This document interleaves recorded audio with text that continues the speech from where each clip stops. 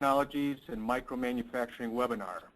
Our webinar today is entitled Meeting Today's MicroMilling Challenges. This is Don Nelson. I'm publisher of Micromanufacturing and Cutting Tool Engineering magazines. I'll be serving as moderator. Today's presenter is Ralph Piccolo, who is Vice President of Sales at Cimatron Technologies, a leading provider of integrated CAD/CAM solutions for mold, tool, and die makers, as well as manufacturers of discrete parts. Ralph began his career in 1978 as a CNC programmer. He subsequently worked as a plant manager and an applications engineer. He joined Cimatron Technologies in 1996. Ralph will be discussing the trend toward milling part features with tools as small as 1/10 of a millimeter in diameter and the challenges this creates in terms of materials, machine tool requirements, and generating complex tool paths. The presentation will take about 30 minutes or so. It is being recorded, and you will be notified when it is available for review. Ralph will answer as many questions as time permits after his presentation. He will respond to all unanswered questions via email. To submit a question, type it into the GoToWebinar box at right and hit the send button. Ralph, I'll turn things over to you now. Okay, thank you, Don. Thank you, everybody, for attending this afternoon. Today's agenda will go through what is micromilling, the industries and applications that are using micromilling, the technology, definitely the tooling and the CNC programming. Starting off with what is micromilling? Machining with superb surface quality within tolerances as tight as 0.0001 millimeter, using cutting tools as small as 10 microns or 4/10 of an inch. The micromilling machines have high-speed spindles up to 25,000 RPM. I did read an article about the University of Florida that is working with a direct spindle that'll go 500,000 RPMs. This whole market is really crazy. Along with the micromilling, you have to have very accurate machine tools with repeatability and location and all that stuff. Again, the cutting tools have to be very accurate, and they're cutting materials as hard as 80 Rockwell.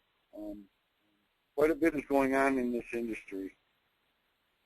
These machines, they go from 2-axis through 5-axis. Again, spindle speeds 25,000 or 250,000 RPM and up. Positional accuracy is very, very tight. The acceleration of 2G force on that. Maximum feed rates. Again, as we get into this further, you'll see why all of this is a requirement for these machines. Also, the tool monitoring system, the picking up the tool, monitoring the wear, the load, the growth on the spindle, and then the machines also the controls. They have to be able to process tremendous amount of data very quickly. They have to, be able to look ahead and see what's coming when you're getting into corners and turns. Some of the industries that are using this application, the medical, dental. If you notice there on the left, that ant that's on it's kind of hard to visualize, but that's actually a chessboard with all the pieces on there. So these are how small things are getting out there. Electronics, rapid prototype, engraving. We're even seeing machining of electrodes out of pure copper. Jewelry, and also in education, we see a lot of research and development being done on this new technology and the new machines and cutting tough materials and the type of cutters out there. Some of the applications, this one here was stainless steel. These posts were 8 thousandths in diameter. They were 60 thousandths high, and a 30 thousandths end mill was used. It was, you know, again, real small stuff. This one here was brass. You know, those cone shapes in the middle there, the wall thickness is 3 thousandths, and around the whole edge on the outside there, there's 8 thousandths diameter holes. So you can imagine, you know, how tough it would be to cut these with these tools, and how accurate you have to be. Now, if we look at the MicroMilling Challenges, the world is getting smaller. There's a tremendous increase in demand for manufacturing micro-scale components. You know, and every day there's new challenges with new materials. They're coming up with new and different molds, coating. Again, they're milling parts, 0.1 millimeter diameter tools.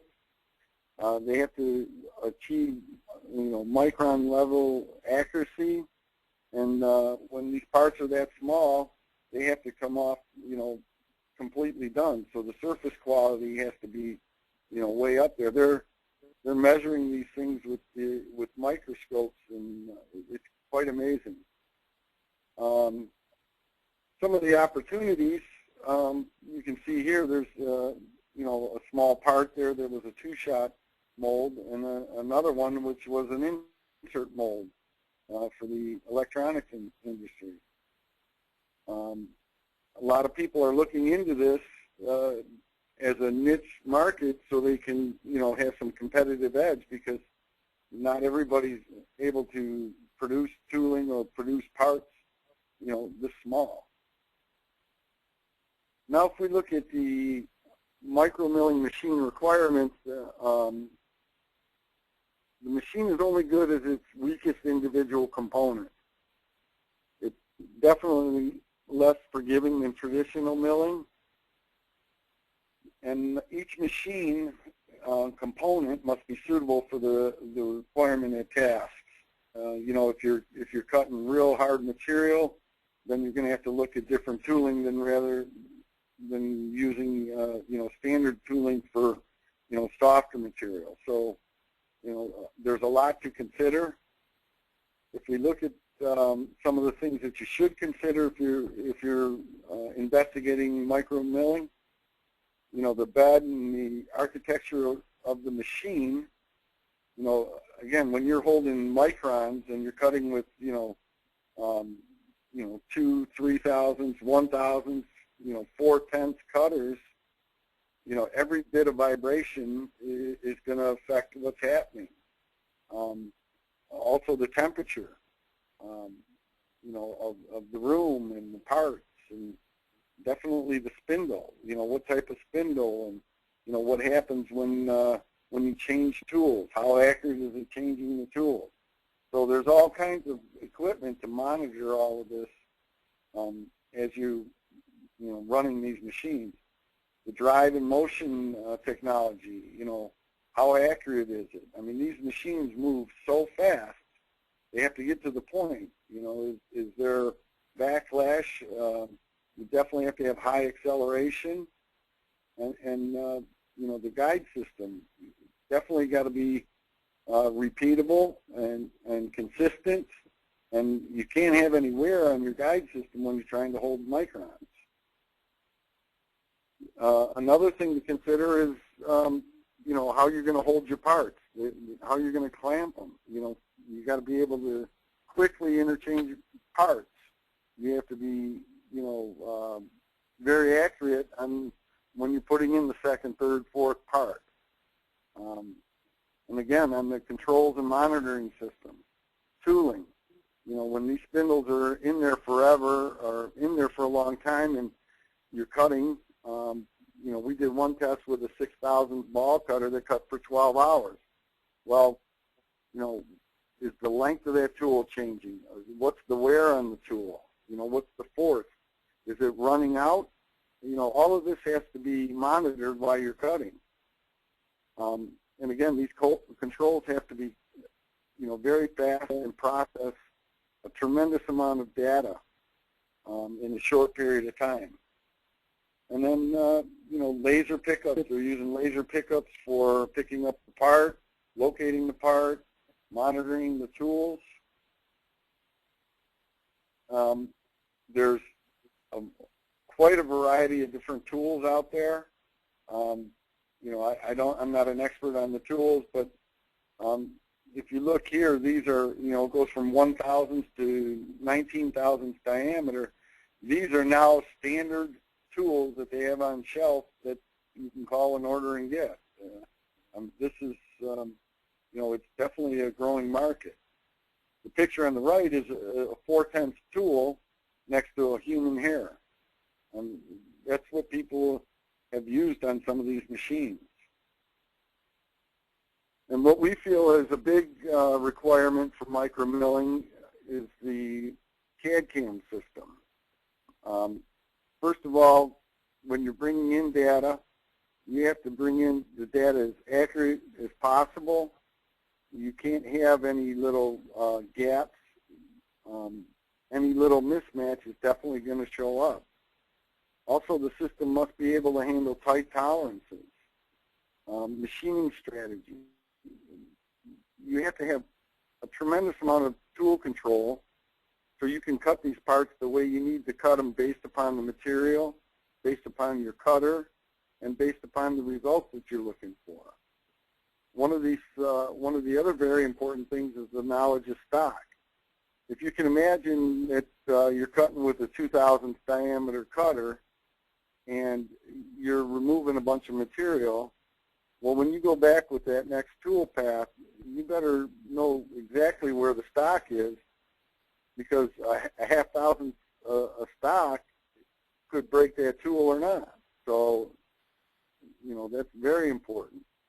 Also, these tools aren't real long. You're getting real close to the part, so you have to be able to track the tool, the holder, and where all of this can fit into the part. The CAD/CAM requirement, these machines are, like I said, 2-axis and 5-axis. Your CAD/CAM system must support, the multi-axis machines. Again, the data translation, gaps and mismatches are going to cause you problems. You're not going to end up with the result. The system should be able to read native format, bring the data exactly as it was designed.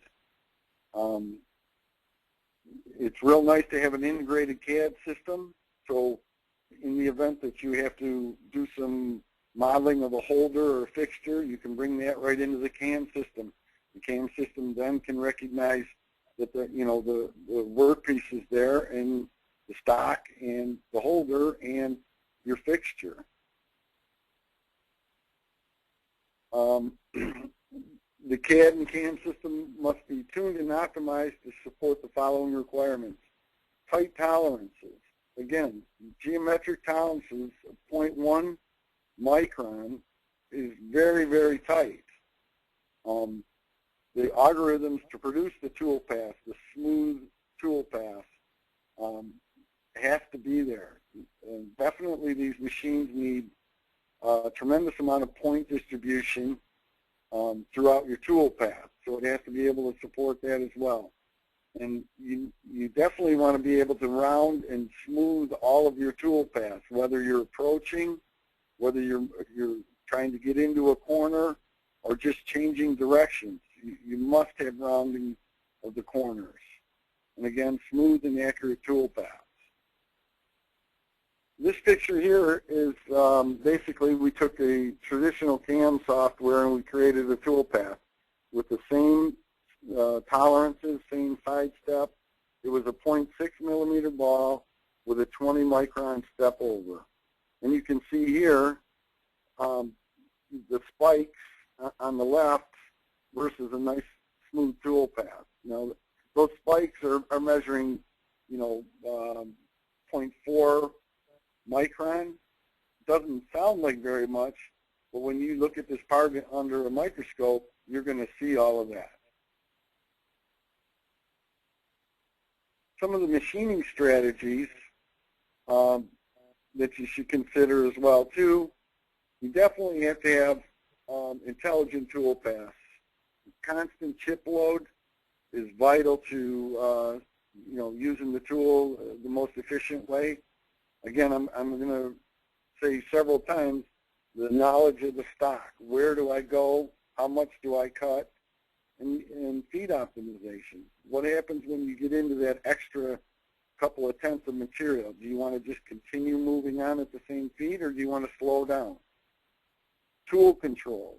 You have to be able to cut these parts, at 80 Rockwell. You can't just cut it like you normally cut anything else. You have to attack it slowly, and you have to have the most efficient tool path. The tool motions, high-speed machining options where you have the trochoidal or rounding corners, rounding rapids. All of this is vital when you're cutting with these small tools. Clean between passes, clean between layers. Knowing all of the information about the stock and where to go is real important, but also the motion to get there.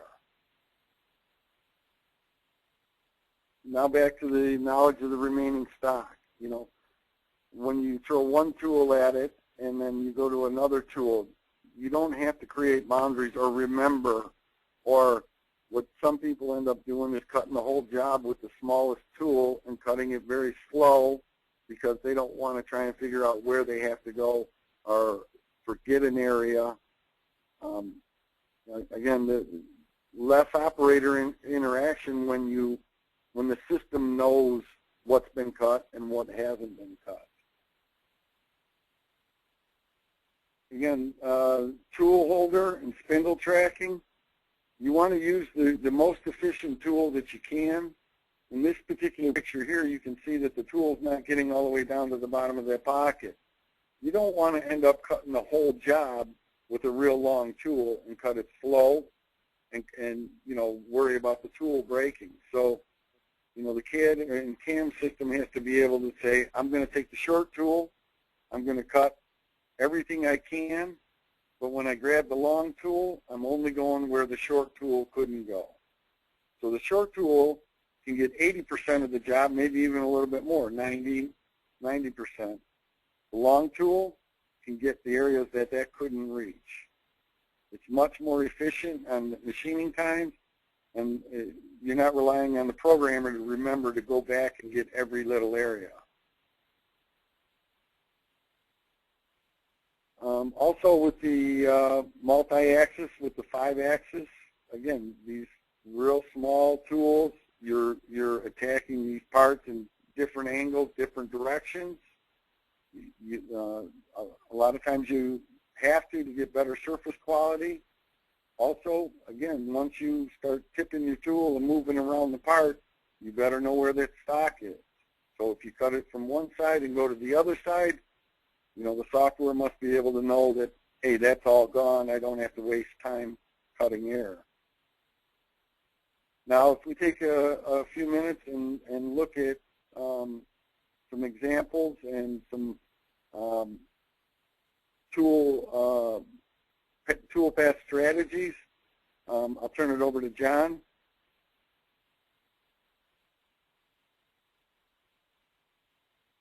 Hello, everybody. Can you see my screen, Ralph? Yes, now I can. Okay, great. Okay, so I've got just a couple of examples today. The first one that I have here, I've got some dimensions on the screen so you can see how big the part is. Not terribly big. Let's see. If I zoom in on this area, you can see that along the outer perimeter of the part, I'm going to have a cutter that's going to be less than 10 thousandths to get inside there.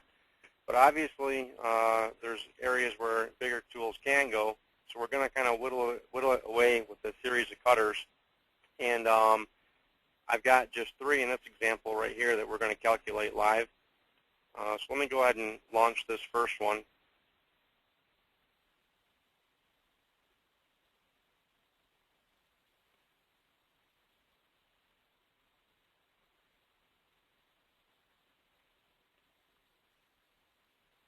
Okay, so the first tool path is 30 thousandths flat, and it goes in and it roughs out the center area, but obviously the tool is too big to get into these other areas, and we'll point that out a little bit better in a second. Let me open up the second one, and what I'm going to do is I'm going to go to my tool library, and this is a 20 thousandths ball cutter. I can get a feel for the size of that tool if I position it on the part, just to kind of understand it. Is this tool really going to be able to fit into these areas? But this is only one of a couple ways that we can determine whether or not this tool is the right size for the task. In fact, before I show you that, let me just point out one thing. Being that we're doing the micromilling, you'll see that my decimal places here are 6 places.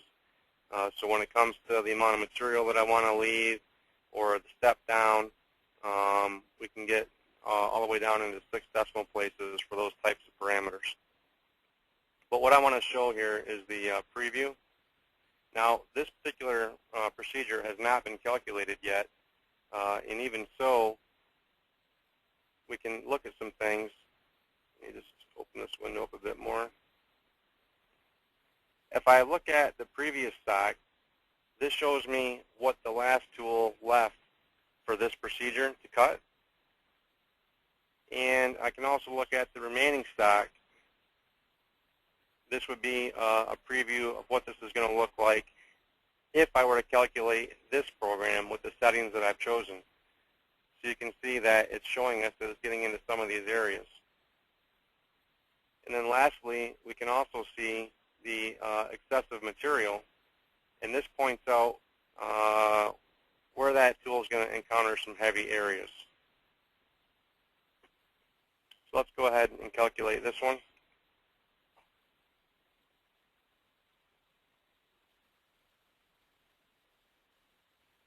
And you'll notice that, like Ralph was saying, I haven't had to draw any boundaries or tell the tool where to go and where not to go. The system is taking care to track the stock.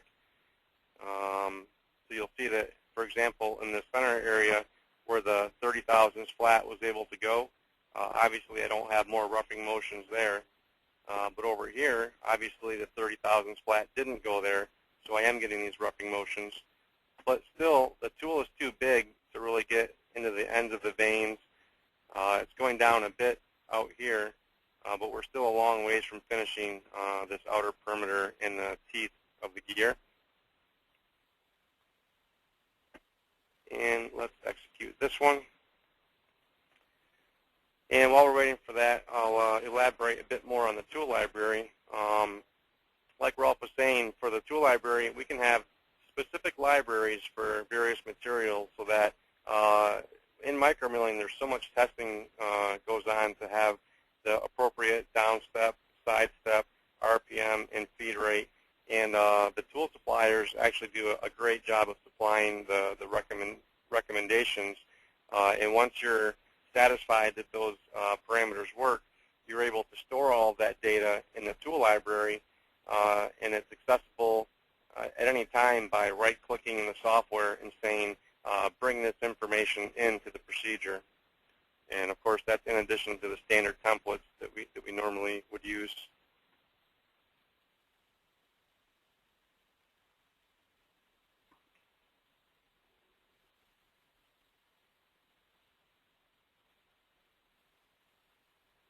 Okay, so here's the third tool path. And the same thing holds true. You can see that in the bigger area of this vein, it knows that material is gone. So the roughing is just staying in the areas that have not been roughed out yet and where this tool can go. But even here, you'll see that I'm down to a 10 thousandths ball cutter, and still there's areas that haven't been machined out. So rather than keep going through all this, I'm going to open up another file where I already have that done.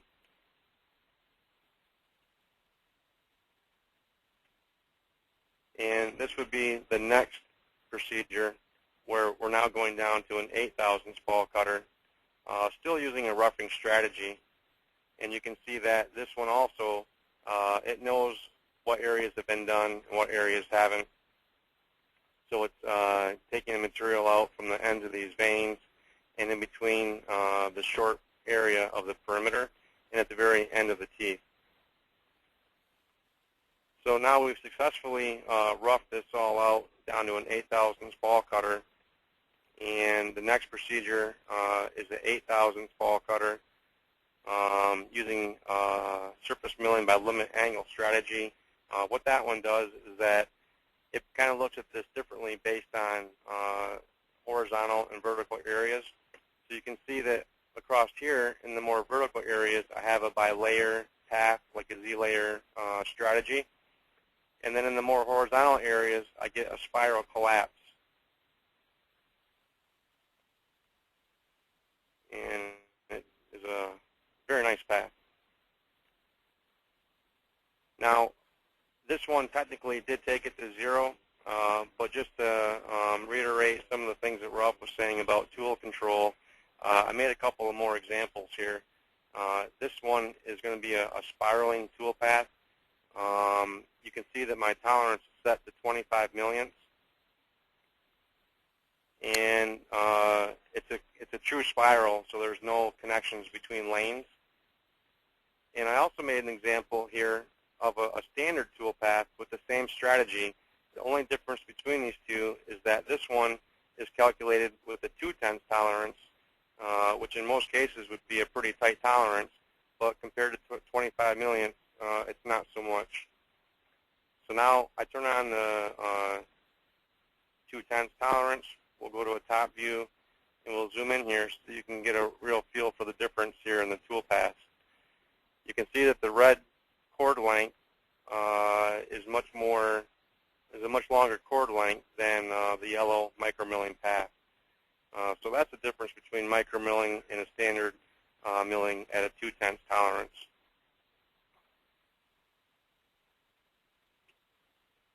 And I also have one more example, well, two more actually with this one. This one is our morphine between two curves. And what I'm doing is I'm machining this vein, and I'm giving it a guide curve on the left and a guide curve on the right, and doing a morph between the two to give a nice finish in each of those veins. And then lastly, I have the remachine cleanup. Now, the remachine cleanup also has no use for boundaries. It's able to go in and accurately see what areas need to be remachined based on knowledge of previous cutter as well as previous stock. I think the one thing to note on this too is if you show that tool path again, John. Yeah. The system is intelligent enough to know what's vertical and what is horizontal. So it's going to do the verticals in a Z-level manner, and then it's going to flow along the floor all the way along because that's more horizontal cut. Yep.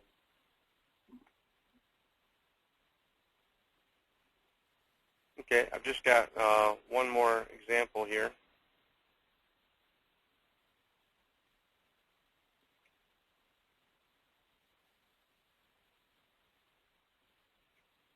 And this one is one of my personal favorites. It's our ability to maintain sharp edges, and I think it's pretty cool.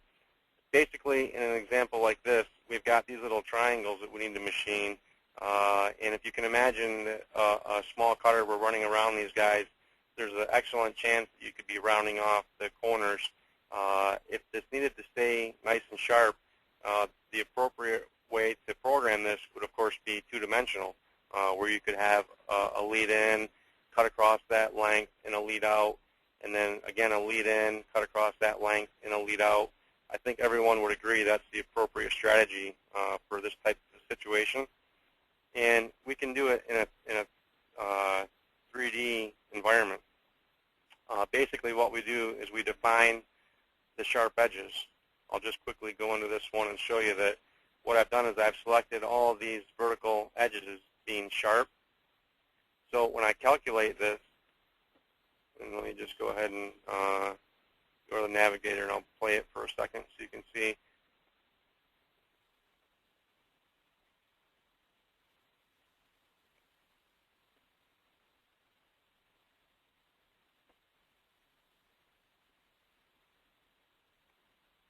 as the tool comes down, it's going to do just like we would in a 2D environment. It's going to arc in, it's going to cut that length, arc off, and then do the same thing for each subsequent edge.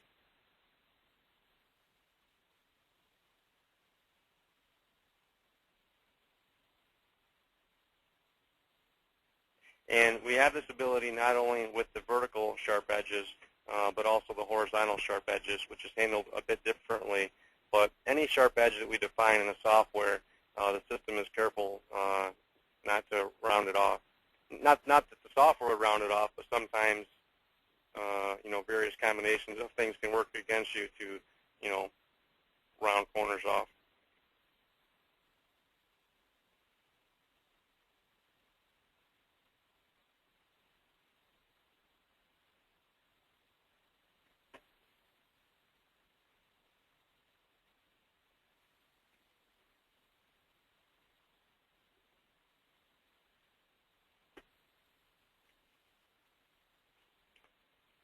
Okay, I'll turn it back over to Ralph at this time.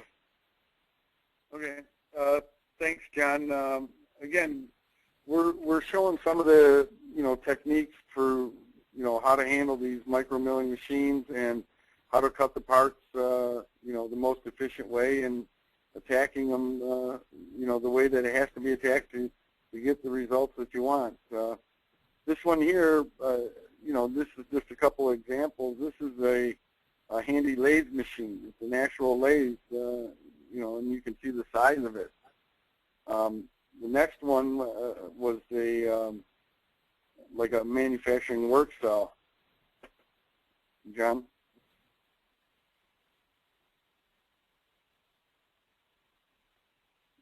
John? Oh, there you go.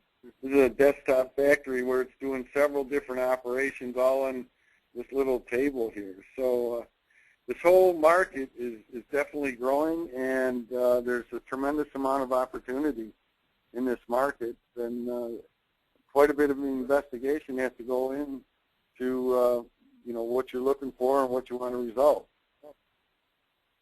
So at this time, we're pretty much open for any questions. Again, just type in the question and we'll address the questions.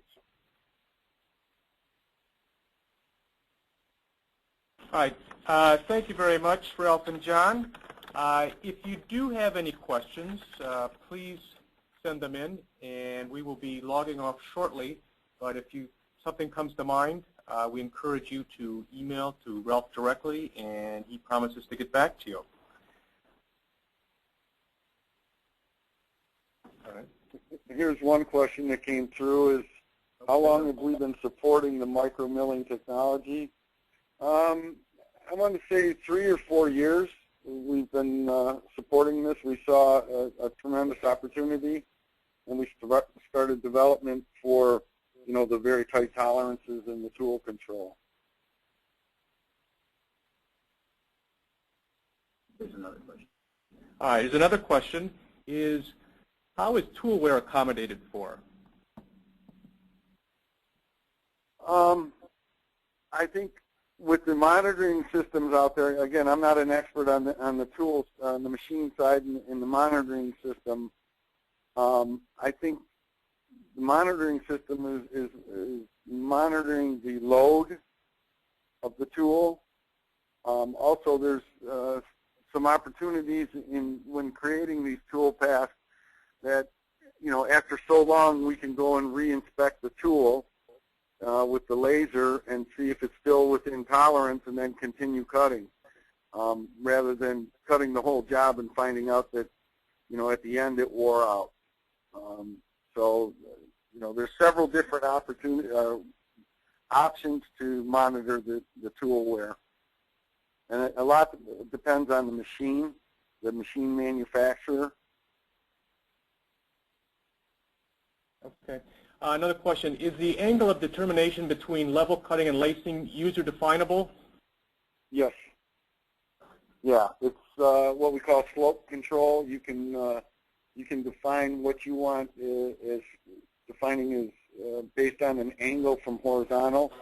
So from 0 to 30 degrees, you want to call that horizontal, and anything above 30 degrees, you want to call it vertical. You can specify that, and the software automatically takes into consideration the overlap, and so it doesn't just start in the next level down. It's starting at the same level that it left off at. So. Okay, another question for you, Ralph. There was a question pertaining to the use of coolant during micro-cutting. Is it used?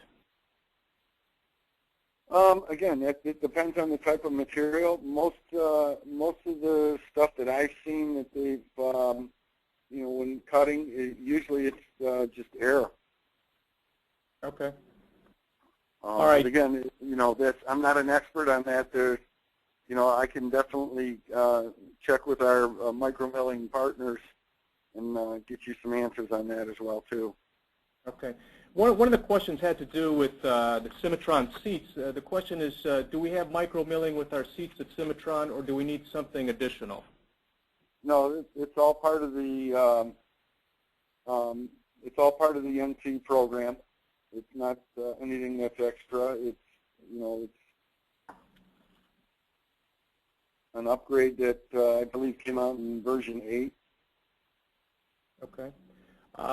Another question is, how is Cimatron handling the point distribution differently for the micromilling compared to standard milling? Well, again, the new algorithms for the micromilling are, calculating the tool path at a much tighter tolerance. So we're laying down a tremendous amount of points. Rather than standard conventional, programs. Like John was showing on that spiral cut. A 2/10 tolerance doesn't sound like much, but you could definitely see where, when you're at a 2/10 tolerance, you're plus or minus 2/10 from the actual surface.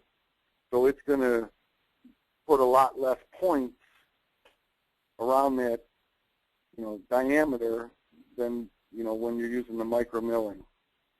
Okay. There was a question about plunge cutting. Is this possible? Is it doable? Plunge cutting doable in the micro arena? Yes, I believe so. But again, it depends on the type of tool. I don't know. You definitely can do it. It depends on the type of material you're cutting and the tool that you're actually cutting with. It seems like every week they're coming out with new varieties and new coatings for these tools. I'm sure it's doable. I don't know exactly. Again, I'll check with our micromilling partners and have them get me an answer, and I'll respond to everybody. Okay. There's a question about ultra short pulse lasers. Do you have experience working with ultra short pulse lasers, which can ablate material in very fine increments? If so, what are your observations, pros and cons of using a laser? I'm not familiar with that at all, but I'll investigate that and see what I can find out and pass the information along. Okay. There was a question here regarding general feeds and cutting speeds. What is achievable with micromilling?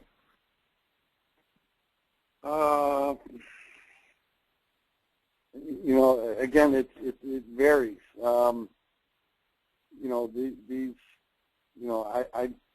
I'd have to talk to each individual machine manufacturer is going to be different.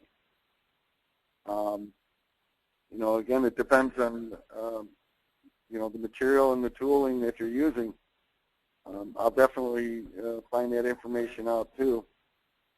Okay. How do you set machining parameters?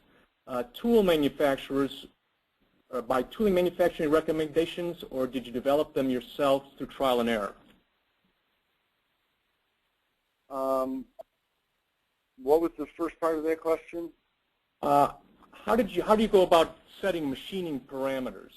Do you rely on tooling manufacturer recommendations, or did you develop them yourself through trial and error? Yeah, it's definitely you're starting off with the tool manufacturer, their recommendations, but then it's, you know, you're going to rely on experience as well too, in testing. There's tremendous amount of testing, you know, to achieve the results that you want. You know, in some cases we tried cutting it, you know, 4 or 5 different ways to hold, you know, the less than 1 micron tolerance that they were holding and the surface finish. So one tool you may want to cut it in a Z-level fashion, where another tool you want to maybe cut it in a lace or an upward only manner. So again, yeah, you'll have to work with from the tool manufacturer as far as their recommendations, but I would say that's a starting point. We're not going to come out of the box with recommendations on, you know, for a 3,000 diameter, you know, tapered cutter, and you're cutting, you know, stainless steel. You know, you should be cutting this way. A lot of the micromilling manufacturers have done a lot of testing and have that information, and they'll be able to help you as well too with the right tooling and, you know, the feeds and speeds. But once you get that information, you can store that information in our tool library. So every time you're going to use that tool, you're going to be using those feeds and speeds and side steps and down steps. So there's no, you know, next time you go to use it, you know, I have to re-punch it all in. But we're keeping all of that with our tool library. You know, the plunging and the side feed or the entry feed into the part. You may want to slow down a little bit, or if you want to break out, you know, you're breaking out of the stock. You know, we have all different options to store that information. You know, once you have the most and the best efficient way of using that tool, it's stored right within that tool. So you don't, you know, every time you use that, you have the right settings. All right, we have a question here. What are the minimum hardware requirements to run the software? The minimum requirements, you know, will run pretty much on any PC that you can go out there and buy today. Again, it's more of how many, you know, surfaces or how many, you know, how large are parts. You know, we're seeing some electrodes. We ran across electrodes that had 160,000 faces. Well, in that case, you're definitely going to want something that's, you know, pretty powerful to calculate. So, you know, PCs are getting cheaper and cheaper. RAM is cheaper. You know, I would say the very minimum requirements probably, you know, 2 gig of RAM and basically any of the PCs that you have out there. The graphics is important as well too. You know, our software, we support, you know, NVIDIA graphics cards. You don't need the high end. We support the low end ones. You know, so it can be a couple $100 for a graphics card. But today, pretty much any PC is efficient enough to run the software. Okay. Ralph, there's a question. Can the software tell you how many linear inches have been traveled for a specific tool and or tool path? Yeah, we can. We do track that. We also have an option that if you only want to cut for 30 minutes, or if you only want to cut for a certain distance with the tool, then we can put that in there in our tool library as, you know, the tool life, and it will intelligently go and change the tool, not right in the middle of a cut, but it'll go and intelligently change the tool and grab the next tool. So, yeah, we can monitor that as we're cutting and switch tools, or we can tell you what the total length of cut is. All right, there was a question about the demonstration part.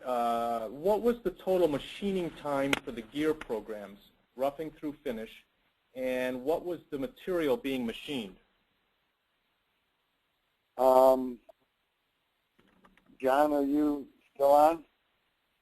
Yeah, I'm still on. I actually didn't run a report on the length of time. I can get back to that person with that information. That when I'm done, I can find out exactly what it was and get back to them. All right, thank you.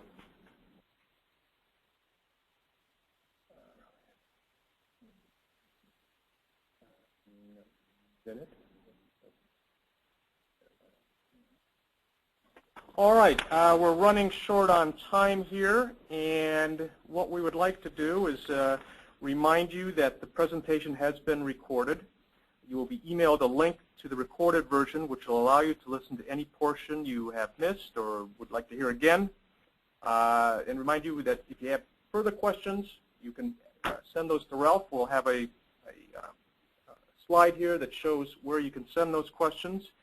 And again, this is Don Nelson, speaking for both Cimatron Technologies and Micromanufacturing Magazine. I want to thank you for your time and for participating in today's webinar. Thank you. Thank you.